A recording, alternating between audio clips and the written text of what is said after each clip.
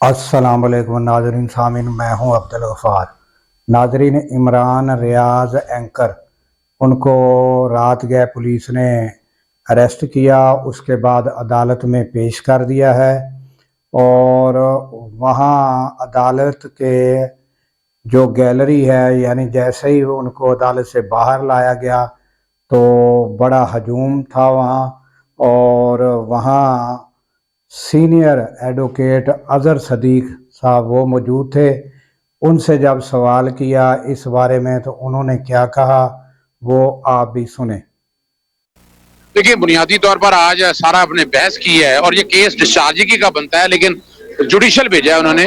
और हमने बड़ी वजाहत के साथ आज अदालत को बताया कि इमरान रियाज ने हर चीज डिक्लेयर की है, इनकम टैक्स रिटर्नों में हर चीज डिक्लेयर है, उनके वालिद का कोई कंसर्न नहीं है सारे मामले के साथ। और कोई एक एविडेंस नहीं है, कोई या तो हो ना कोई एविडेंस हो। जो सरकारी अफसर है जिसके बारे में इल्जाम लगा रहे हैं, उस सरकारी अफसर को पकड़ा नहीं है, उसको गिरफ्तार नहीं किया है। और जितनी चकवाल की जमीन है, मैंने कहा मैं खुद होके आया हूँ, आपको जितने सेक्शन आपने लगाए हैं उनमें से एक सेक्शन भी नहीं लगता है। या तो होना कोई एक सेक्शन उस पर अट्रैक्ट हो, एक सेक्शन भी उस पर अट्रैक्ट नहीं होता है। सारे का सारा टोटल जो केस है वो सिर्फ और सिर्फ मफरूजों पर बनाया गया है।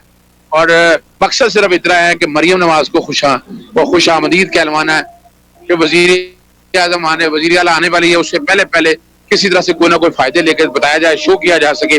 और आप देखिए कि आने वाले दिनों में ये जो खास ऑफिसर है जिन्होंने ये मुकदमा दर्ज करवाए हैं, इवन इसकी इंक्वायरी पहले होगी थी, उस इंक्वायरी में इमरान रियाज साहब के हवाले से अब ये बात सवाल उस वक्त आया, तमाम एविडेंस, इनकम टैक्स की रिटर्न, डाटा सारे का सारा पेश कर दिया था। और कोई चीज ऐसी नहीं रह गई थी कि जो ये साबित कर सके कि जनाब इन्होंने कोई खुदा ना खासा अल्लाह ना करे कि उनके वाले साहब ने या किसी और ने कोई करप्शन के कॉन्टेक्स्ट में अगर मामला देखा हो, तो कोई एक सिंगल एविडेंस नहीं थी, कुछ नहीं था। सिर्फ मफरूजों पे कहानी बनाई गई। और जायदाद जितनी है, उनके वाले साहब रिटायर हुए 2011 में, रिटायर हुए हैं 2011 जी नहीं, अभी उन्होंने जुडिशल कर दिया है जमानत। आज आपको आपके चलते हैं मुलाजर दिखाते हैं पाकिस्तान। तो नाजरीन, आपने देखा कि अदालत से जैसे ही उनको बाहर लाया गया तो वहाँ बहुत ज़्यादा हजूम था।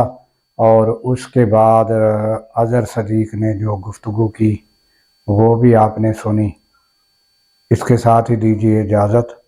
अल्लाह ताला पाकिस्तान की खैर फरमाए और हमारी सरहदों की अल्लाह ताला हिफाजत फरमाए।